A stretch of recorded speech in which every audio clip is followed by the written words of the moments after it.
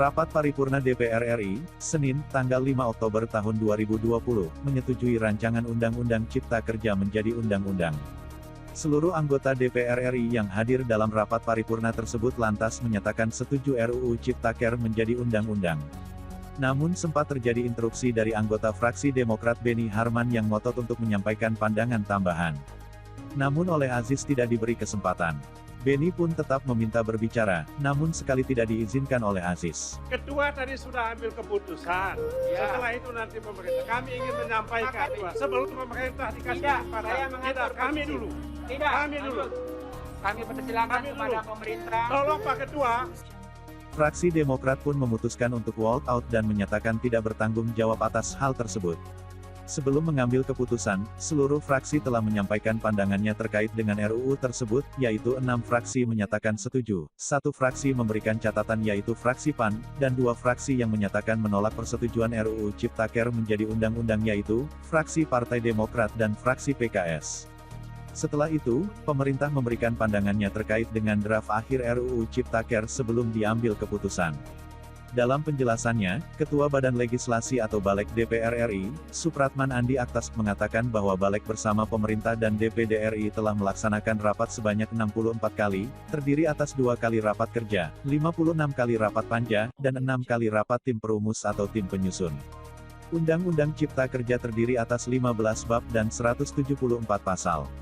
Di dalamnya mengatur mengenai ketenagakerjaan hingga lingkungan hidup. Pemerintah yang diwakili Menteri Koordinator Perekonomian Airlangga Hartarto mengatakan RUU Cipta Kerja diperlukan untuk meningkatkan efektivitas birokrasi dan memperbanyak lapangan kerja. Menurut dia, RUU Cipta Kerja akan memberikan manfaat bagi masyarakat dan pemerintah. Sementara itu, Ketua DPR RI Puan Maharani mengatakan Undang-Undang Cipta Kerja akan mampu membangun ekosistem berusaha yang lebih baik.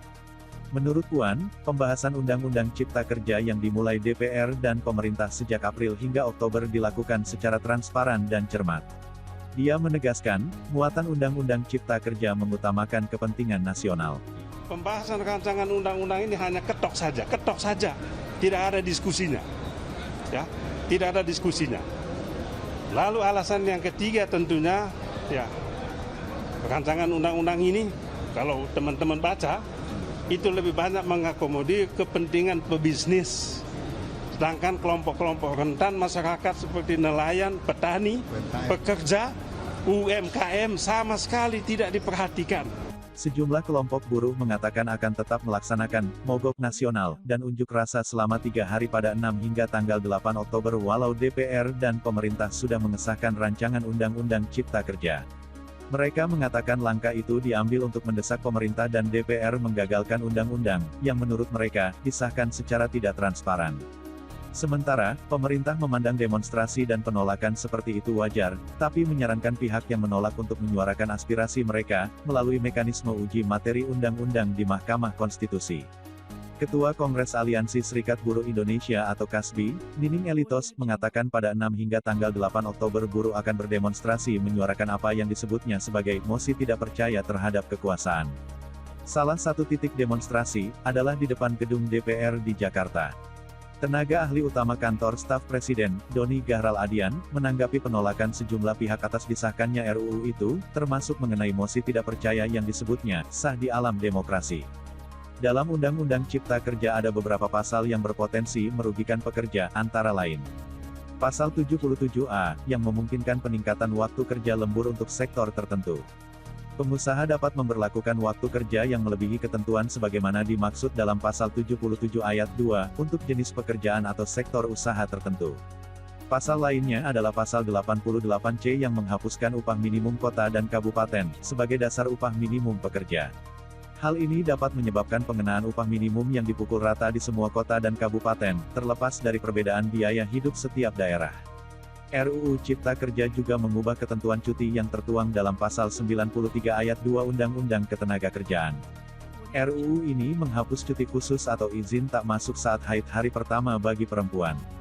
RUU ini juga menghapus izin atau cuti khusus untuk keperluan menikah, menikahkan, menghitankan, membaptiskan anaknya, istri melahirkan, keguguran kandungan, hingga bila ada anggota keluarga dalam satu rumah yang meninggal dunia.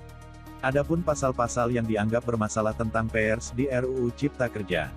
Seperti halnya pasal 18 yang menerangkan, perusahaan pers yang melanggar ketentuan pasal 5 ayat 1, dan ayat 2, serta pasal 13 dipidana, dengan pidana denda paling banyak 500 juta, berubah menjadi perusahaan pers yang melanggar ketentuan pasal 5 ayat 1, dan ayat 2, serta pasal 13 dipidana dengan pidana denda paling banyak 2 miliar. Bahkan undang-undang ini juga bersinggungan dengan dunia pendidikan, ada pasal 51 ayat 1, pasal 62 ayat 1, dan pasal 71. Pada pasal 51 ayat 1, menerangkan pengelolaan satuan pendidikan formal dilakukan oleh pemerintah pusat, pemerintah daerah, dan atau masyarakat. Terlepas dari kontroversi Undang-Undang Cipta Kerja, kita tunggu saja bagaimana pemerintah membuktikan kinerjanya dalam menyejahterakan rakyat. Itulah berita sekilas, kita bertemu di berita selanjutnya. Sampai jumpa.